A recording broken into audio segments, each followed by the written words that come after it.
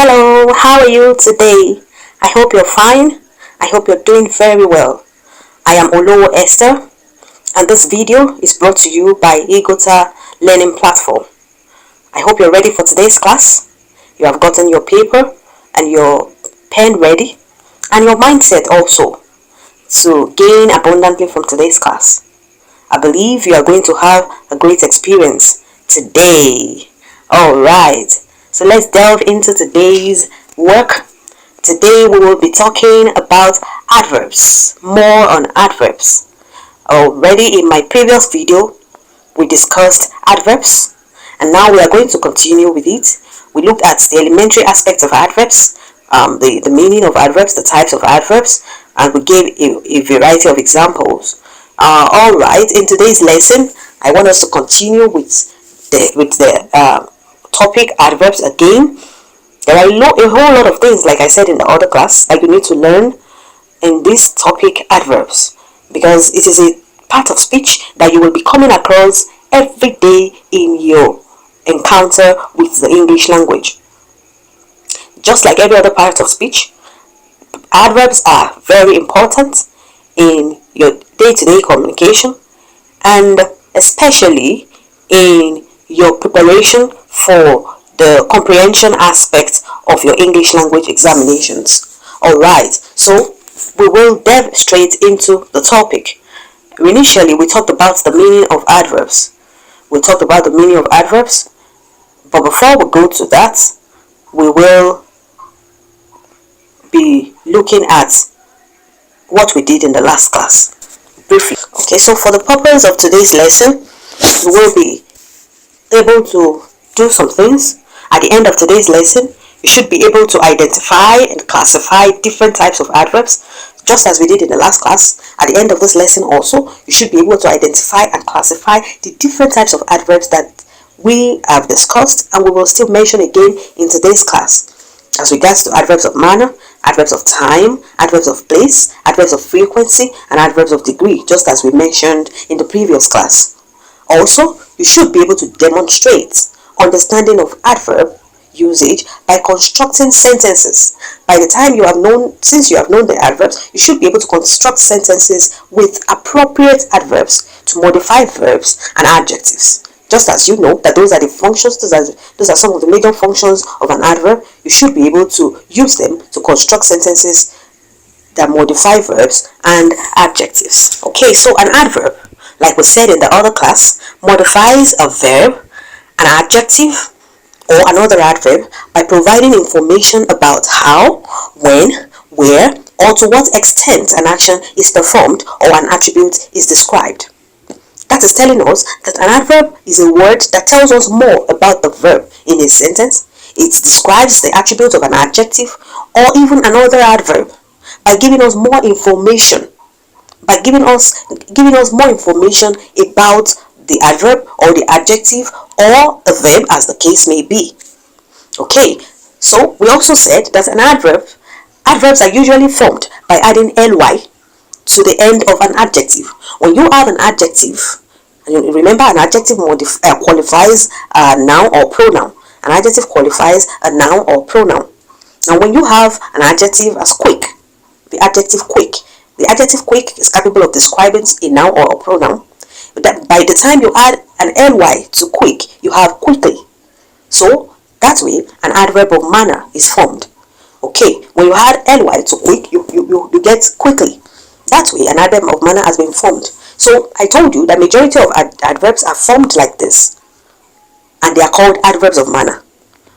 Although there are also other adverbs that don't have this ending.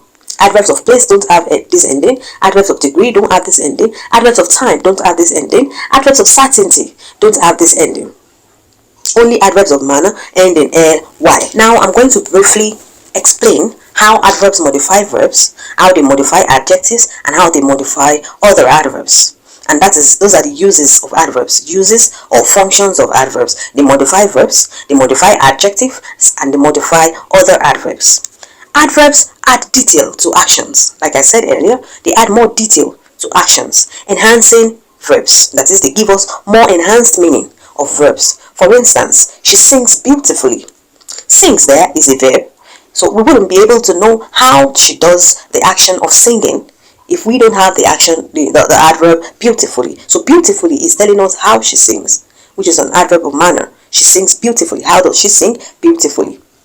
Okay, that is an example of an adverb modifying a verb. Adverb also modify adjectives to show intensity, to show the intensity of the attribute or quality of the adjective that we are talking about. For example, in the word, in the phrase extremely hot weather. This is an extremely hot weather. The extremely is an intensifier. It's showing us the intensity of the hotness of the weather. So that is an adverb of degree. It tells us the intensity of the hotness of the weather. So that is an adverb modifying an adjective. Adverbs of degree modify adjectives to show us the extent of the quality that we are talking about. Okay, then adverbs modify other adverbs. That is, adverbs modify one another, adverbs modify each other. Adverbs modify adverbs, adding more detail to sentences for clarity and precision. We will be looking more at that as we continue in today's discussion. Okay, so like I said in the previous class, let us quickly look at the types of adverbs that we have.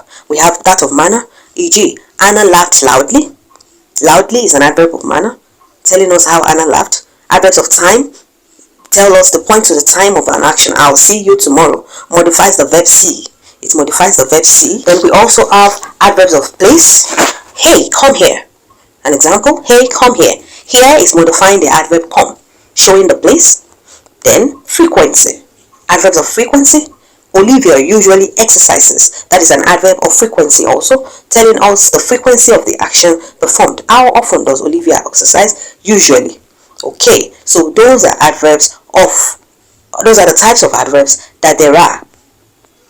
Then we also have adverbs of certainty, adverbs of degree, adverbs of certainty, adverbs of degree, and a whole lot of them. We will be mentioning them as this class unfolds. Alright, so quickly, it is important to identify what positions can you find an adverb in a sentence. What position can you find an adverb in a sentence? Do they come before the verbs they modify or after the verb they modify? When they come before the verbs they modify, what do we call them? When they come after the verb they modify, what do we call them? When they come before a statement, what do we call them? When they come in between two statements, what do we call them? So these are many more things we need to learn about adverbs. And remember that I told you that a single word that modifies a verb, an adjective, and other adverbs is called an adverb, while a group of words is called an adverbial. Do not forget. Now, placement in a sentence. In general, adverbs should be placed as close as possible to the words they are intended to modify. So whenever you are trying to identify an adverb, they are usually close to the adverb they modify. To the verb, adjective, or other adverbs that they modify. So whenever you want to place an adverb, put it close to the word that they modify. Putting the adverb in the wrong position can produce an awkward sentence. Yes, it can produce an awkward sentence. It can produce an ambiguous sentence whenever you put the adverb in the wrong position. So putting the adverb in the wrong spot can produce an awkward sentence at best and completely change the meaning at worst. Yes, it can change the meaning of what you intend to pass across, and it can also disrupt the meaning of the sentence. It can disrupt the excellence of the sentence you're constructing. So the position of an adverb in a sentence is very, very important. Consider the difference in meaning between the following two sentences. I almost dropped all the papers, and I dropped almost all the papers. Here, in these two sentences, the positions of the adverbs are very important. In the first sentence, I almost dropped all the papers. Here, almost modifies the verb dropped. Almost modifies the verb dropped. That is to tell you that, okay, I almost dropped all the papers. Meaning, probably the speaker here was shocked and didn't know when she almost dropped all the papers. That is the meaning of that first statement. Then the second statement means I dropped almost all the papers. Means I didn't drop. I dropped almost. I didn't drop a little part. I didn't drop some of the papers, but I dropped almost all the papers. I dropped almost all the papers. So the two sentences means two different things, and that is because of the placement of the adverbs. Okay, so an adverb can come before the verb or after the verb to mean different things, to have different meanings. That is to tell us the importance of placement of adverbs in a sentence. Okay, so for the purpose of clarity, we're going to be examining some positions that adverbs are supposed to occupy. Positions that some adverbs are supposed to occupy is what we want to see now. So like I said earlier, get your pen and your book and write down these points. 1. Adverbs of manner usually go after the verb. Adverbs of manner usually go after the verb and not before the verb. For example, he drove carefully, not he carefully drove. He drove carefully. So in that case, drove is a verb and carefully is coming after it as an adverb of manner. How did he drive? Carefully. Okay. 2. Adverbs of frequency usually go before the main verb. Adverbs of frequency usually go before the main verb. Okay, remember that we usually have an auxiliary verb and a main verb in a sentence. Okay, so adverbs of frequency usually go before the main verb. For example, I often exercise in the morning. Exercise here is the main verb, and often is the adverb of frequency.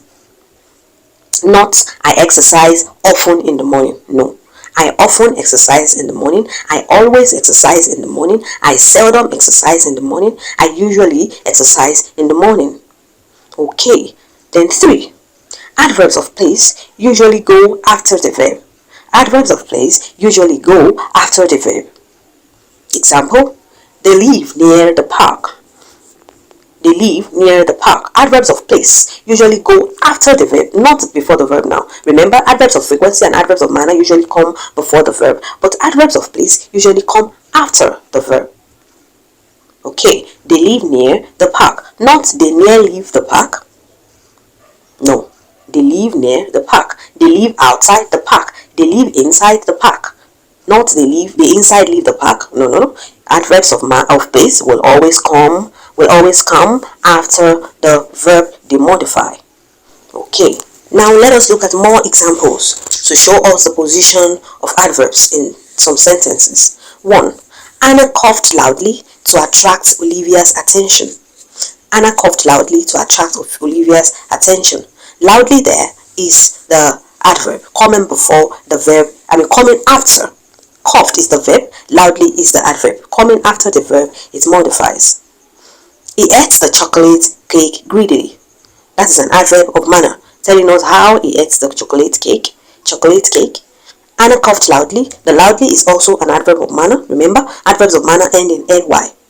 I always sleep in the mornings. I always sleep in the mornings. Always there is an adverb of frequency, telling us how often. Telling us how often she sleeps in the morning.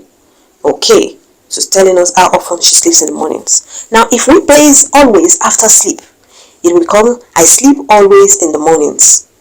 I sleep always in the mornings.